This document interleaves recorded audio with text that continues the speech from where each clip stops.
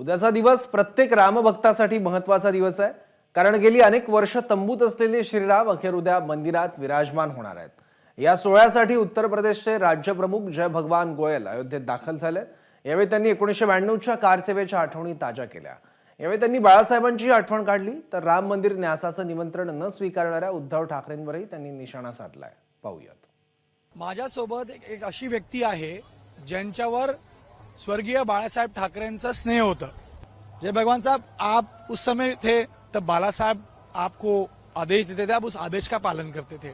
आज अयोध्या में बाला साहब ठाकरे का सपना पूरा हो रहा है। उनकी स्वप्न पूर्ति को लेकर आप क्या कहेंगे? उस समय बाला साहब ठाकरे ने आपसे क्या कहा था?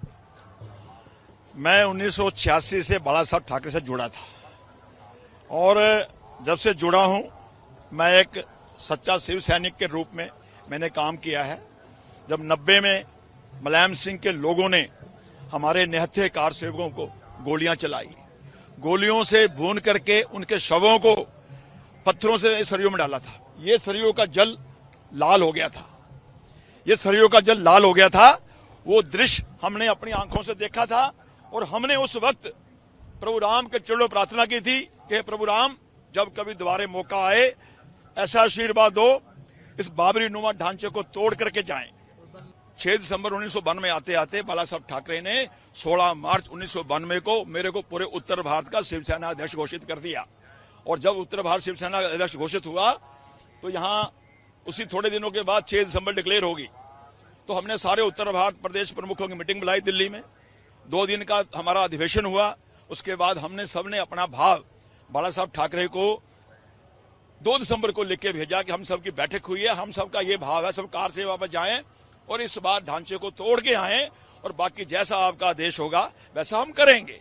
तो बाला साहब ठाकरे ने 4 तारीख को मैसेज भेजा हम मेरे को कि जाओ ढांचा तोड़ करके ही आना। तो बाला साहब ठाकरे के आदेश पे हम 5 तारीख को यहाँ पर आए। उस वक्त रामचंद्र जी परमहंस, जो अयोध्या के सबसे बड़े संत थे, जिन्होंने आंदोलन खड़ा किया, उन्होंने हमारी आरती उतारी। उन्होंने स्पष्ट कहा था कि आज ये बाला साहब ठाकरे की शिवसेना आ गई है, अब ढांचे को टूटने से कोई रोक नहीं सकता। तो 6 दिसंबर को हमने ढांचा तोड़ा। तोड़ने के साथ साथ यहाँ पत्थर था वो भी उठा के ले गए थे हम। उसके बाद बाला साहब ठाकरे ने आपसे बात की होगी, आप मुलाकात होगी, क्या हुआ था उससे? बाला साहब ठाकरे ने मेरी पीठ थपथपाई।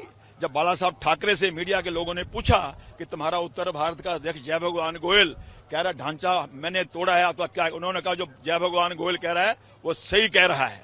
तो मेरे कारण से बाला साहब ठाकरे भी बाबरी मस्जिद तोड़ने के मामले में अक्यूज बने और मैं 15 दिन सीबीआई ने सबसे पहले हिंदुस्तान में मेरी गिरफ्तारी की। 15 दिन लखनऊ जेल रहा, 28 साल मुकदमा चला। और बाला साहब ठाकरे को जब मैं मिलने गया था तो मेरी पीठ थपथपाई। लाखों की संख्या में जब शिव सैनिक इकट्ठे होते थे, बाला साहब ठाकरे हमेशा बोलते थे कि शिव सैनिक कैसा होना चाहिए, जय भगवान गोयल जैसा होना चाहिए। जय भगवान गोयलजी तो शिवसैनिक ज्यांनी कारसेवा केली, ज्यांनी या पूर्ण खटल्यामध्ये साक्ष म्हणून, आरोपी म्हणून ते समोर आले आणि आज बाळासाहेबांच्या नावाचं स्मरण करत किंवा त्यांची आठवण काढत तो काळ त्यांनी आठवलेला आहे। कॅमेरामॅन अनिल संगरेसह गणेश ठाकूर, एबीपी माझा, अयोध्या। एबीपी माझा, उघडा डोळे बघा नीट।